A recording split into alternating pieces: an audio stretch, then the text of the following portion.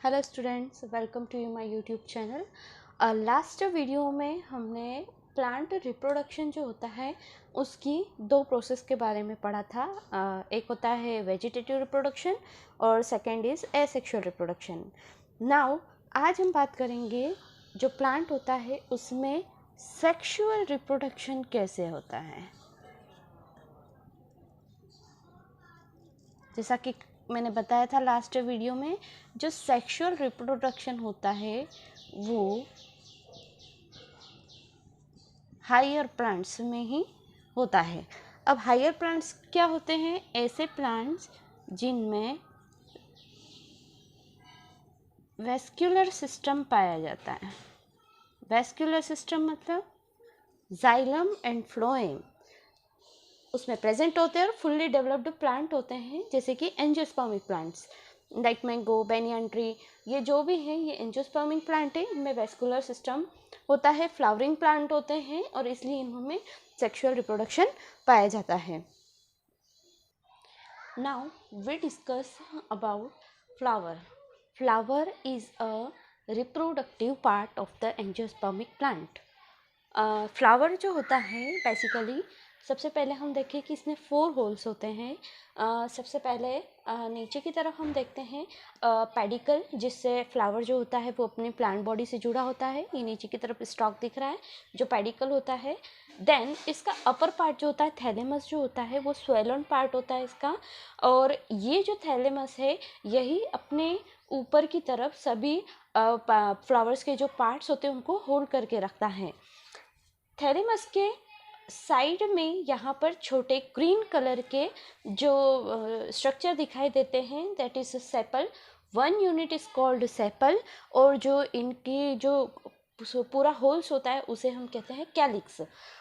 Then colourful part जो होते हैं जिसे पेटल कहा जाता है, 1 यूनिट इसकी पेटल कही जाती है, और इसके पूरे होल्स को हम कहेंगे कोरोला, जो कि कलरफुल होता है और इंसेक्ट को अट्रैक्ट करने में हेल्प करता है। इसके बाद हम देखेंगे इसमें रिप्रोडक्टिव पार्ट होते हैं। रिप्रोडक्टिव पार्ट ये तो हो गए एसेसरी पार्ट इसके। कौन से? एक होता है pedicle, thalamus, sepal and petal. This is a accessory part जो हेल्प करेंगे। लेकिन इसके जो रिप्रोडक्टिव पार्ट है, इसका मेल रिप्रोडक्टिव पार्ट जो होता है वो स्टेमन होता है, और फीमेल रिप्रोडक्टिव पार्ट जो होता है वो होता है पिस्टिल। 1 यूनिट इसकी पिस्टिल कहलाएगी। फीमेल रिप्रोडक्टिव पार्ट की पिस्टिल 1 यूनिट को कहेंगे, और पूरे होल्स को कहेंगे इसको gynoecium. And 1 unit male reproductive part की स्टेमन कहलाती है, और पूरे होल्स को इसको कहते हैं एंड्रोशियम। स्टेमन जो होता है वो दो स्ट्रक्चर से मिलकर बनता है। Upper part is anther and इसका जो स्टॉक होता है वो फिलामेंट कहलाता है। एंड वहीं पर जो पिस्टिल होती है वो 3 पार्ट्स में डिवाइड होती है, स्टिग्मा, स्टाइल एंड ओवरी। हम इसका डिटेल स्ट्रक्चर अभी पढ़ेंगे। Now this is a structure of androecium और a male reproductive part। Androecium उस पूरी यूनिट को कहेंगे। बहुत सारे एंड्रोशियम्स होते हैं एक फ्लावर में, और उसकी 1 यूनिट कहलाती है हमारी स्टेमन।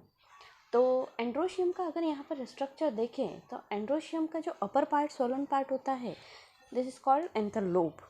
और कितने लोब होते हैं? 4 लोब होते हैं, जिसका डिटेल्ड स्ट्रक्चर ये रहा यहाँ पर। एंथर लोब के नीचे फिलामेंट होता है, जिससे वो प्लांट बॉडी से या फ्लावर से जुड़ा होता है, और ये जो एंथर लोब होते हैं ये आपस में कनेक्टिव टिश्यू के थ्रू एक दूसरे से जॉइंट होते हैं। यहाँ पर अगर इसका स्ट्रक्चर देखें तो 4 ऐसे एंथर लोब होते हैं, और उनमें चैम्बर्स होते हैं जिसे पोलन चैम्बर्स होते हैं। उसके अंदर पोलन चैम्बर प्रेजेंट होते हैं, और इन पोलन चैम्बर्स के अंदर जो है वो माइक्रोस्पोर या पोलन ग्रेन प्रेजेंट होते हैं। अभी इसका हम टीएस अगर देखेंगे तो अभी स्टडी करते हैं इसके टीएस स्ट्रक्चर की। यहाँ पर एंड्रोशियम जो होता है उसका हमने डिटेल्ड स्ट्रक्चर देखना है। तो जो स्टेमन होता है, स्टेमन का एंथर लोब जो होता है उसकी अगर टीएस की स्टडी करें, ट्रांसवर्स सेक्शन की स्टडी करें, तो यहाँ पर हमें इस टाइप का स्ट्रक्चर दिखाई देगा, that is the 4 lobed structure. यहाँ पर मैंने एक ही लोब का डिटेल्ड स्ट्रक्चर बनाया हुआ है। सबसे आउटर मोस्ट लेयर यहाँ पर दिखाई दे रही है एपिडर्मिस। जो स्टेमन होता है, एंथर होता है, उसकी जो एपिडर्मिस होती है वो जब फुल्ली डेवलप्ड हो जाता है तो ये जो एपिडर्मिस होती है ये ड्राई होने लगती है। देन उसके नीचे की जो लेयर होती है, जस्ट एपिडर्मिस की नीचे की लेयर यहाँ पर दिख रही होगी लॉन्ग, जो कि कॉलमनर सेल्स से बनी होती है, this called is endothecium. Endothecium जो होती है उसकी स्पाइरल थिकनिंग के रूप में ये प्रेजेंट होती है, और एंडोथीसियम जो होती है उसके जो पोलन स्टेमन होता है उसके डेहिसेंस में उसको हेल्प करने में उसको हेल्प करती है। देन इसके नीचे 3 लेयर्ड यहाँ पर मैंने स्ट्रक्चर बनाया है जो रेड कलर में दिख रहा होगा। This is a middle layer. Middle layer जो होती है वो जस्ट एंडोथीसियम के नीचे प्रेजेंट होती है और पोलन सेक को प्रोटेक्ट करने का काम करती है।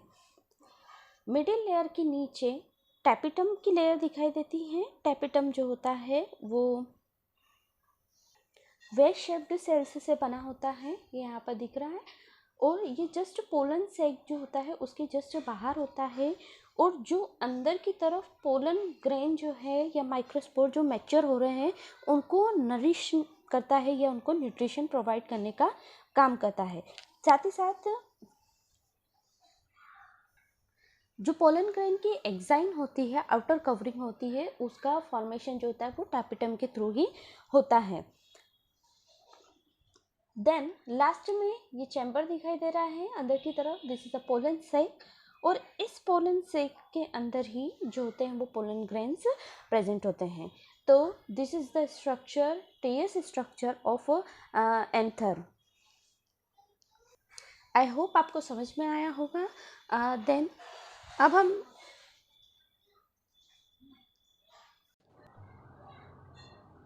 gynoecium. Gynoecium is a female reproductive part. One unit is called pistil or a carpel. So this is the structure of a pistil or a carpel. The carpel is divided into 3 parts. The upper flattened part is stigma, is responsible for attachment of the pollen grains.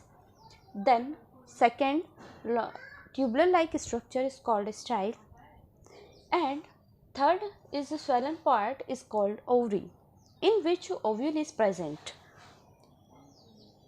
The stigma is responsible for the attachment of the pollen grains, and the pollen grains is germinate on this stigma. Then pollen tubes is enter to the style and reaches to ovary, and after the pollen tube is enter into the ovules and fertilization takes place. So यहाँ पर हमने gynoecium के pistil का जो है वो 3 parts में हमने इसको स्टडी किया। अब यहाँ पर हम इसके अंदर जो देखेंगे ओव्यूल, ओव्यूल का हमें डिटेल्ड स्ट्रक्चर पढ़ना है कि ओव्यूल कैसा होता है और इसमें फर्टिलाइजेशन कैसे होता है।